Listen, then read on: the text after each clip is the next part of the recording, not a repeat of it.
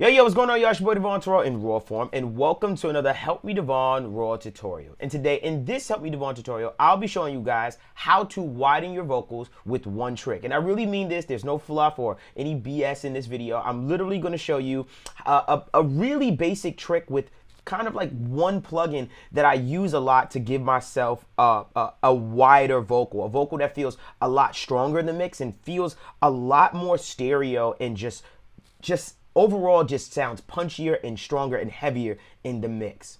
So let's get right to it.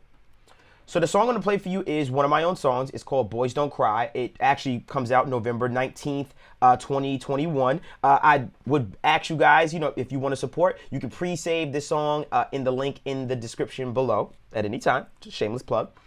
So let me play you the song so you can get an idea of what this sounds like. I did my widening trick on this particular song for this lead vocal. Listen to the lead vocal. Okay. Fuck, don't want you to see me cry.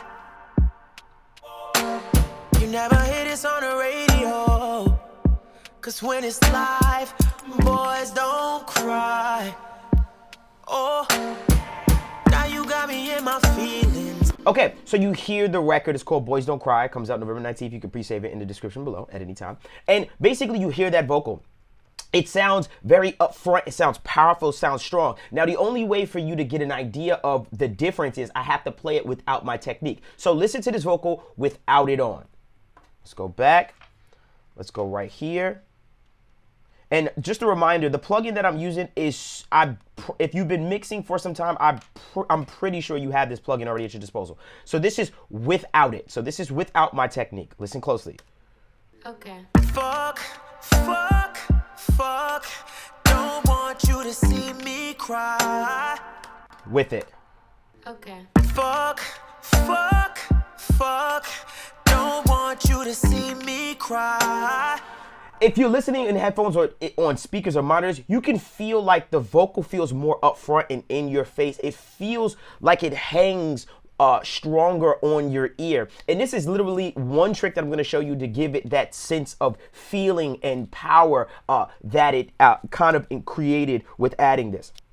The plugin that I'm using today is a Waves doubler. And a lot of you may have seen me use this in the past and things of that nature, but I'm going to show you exactly how I use a Waves doubler to basically get more volume out of the vocal, more strength, more power, more stereo feeling, overall just a stronger sound in your lead with just using a Waves doubler.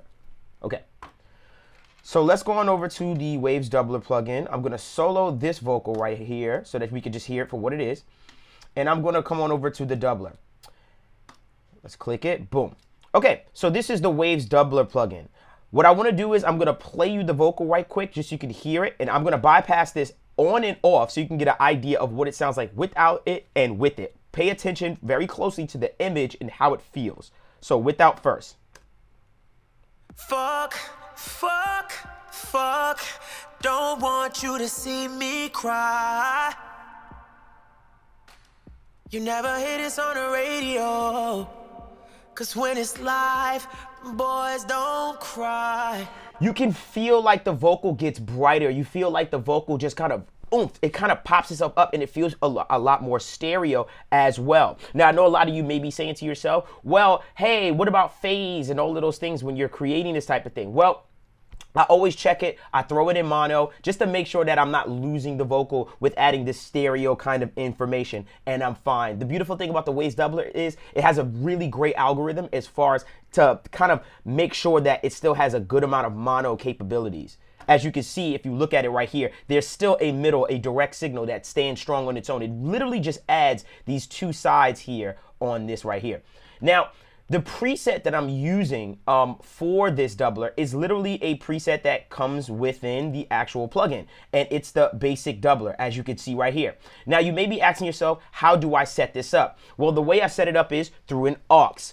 If you look right here, I basically go right here, I create a doubler, I send this to the doubler, and I send it to the doubler bus, which is right here. This is my doubler bus. And then I basically blend in the original direct vocal with this new effect with the aux, and I pick how much of it I actually want on the vocal. Let's take a listen to how you can kind of blend that to taste.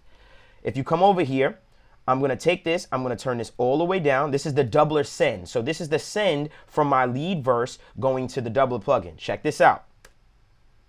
Fuck, fuck, fuck. Don't want you to see me cry.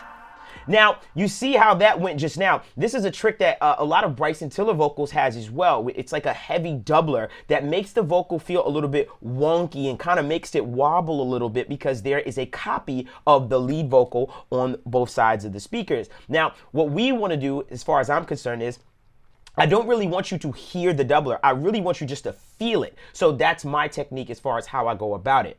Let's go back to this. I'm going to put this back down to where I had it, which was about 5.9.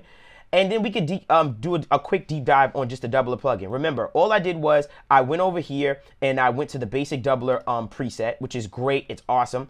Popped it in. And then one thing just to keep in mind is that it's really cool if you add a little bit of a boost. As you can see, this doubler plugin has an EQ. Add a little bit of a boost at this frequency range right here, which for me, it is about at the, looks like about at the 1000 hertz range. I did like a slight boost right at that part. And what that does is it, the vocals that it copies for the doubler, it gives it a little bit more of a brightness, and brightness sometimes can be related to quality. It can feel like intelligence. It can make the vocal feel a little bit more expensive if that's the case. So I like to add a little bit of a frequency boost over there in that range, and that's what helps it hang on my ear a little bit stronger as well. So I highly recommend that. Add a little EQ boost to the doubler just to bump up that high end, so now you can really feel it, and it has just a better sense of hanging on your ear a little longer. The last thing, and this is just a little trick that I have, is I like to add an S1 imager. Now, I will say this, be very careful with the S1 imager, because when you use the S1 imager, sometimes if you do it overboard, it will disappear from the mono. The mono capability will kind of dissipate. So be very careful or be very moderate with how you use the S1 imager. Don't just throw an S1 imager on and crank it. Granted, you could be going for that sound and say, I don't even care about the middle, but I highly recommend using this in moderation when it comes to the S1. So for me, you can see I just used a little bit of the S1, boosted it at about 1.47 as far as its indicator is concerned, just to give it a little bit more of a stereo feel. Not much, didn't take it too far, but just a little bit, just to give it a little bit more of an expansion, and that is it. So I hope you guys enjoyed the tutorial. Please make sure you comment, like, and subscribe to keep this channel going. I'll also leave a link in the description below to my Devon Terrell signature template, which I always use for a lot of my vocals. That'll be there too. Make sure you visit helpmedevon.info at any time as well to get some of our templates, presets, vocal chains, and a bunch of really dope goodies over there. Make sure you also follow us at Help Me Devon on Instagram, and follow us on our Discord community with a bunch of aspiring engineers like yourself. That link is in the description as well. So I'll make sure I leave a link also for the Waves Doubler. I really hope you guys enjoyed that tutorial, and let me know if you need anything in the comments, and let me know how you feel. And until next time.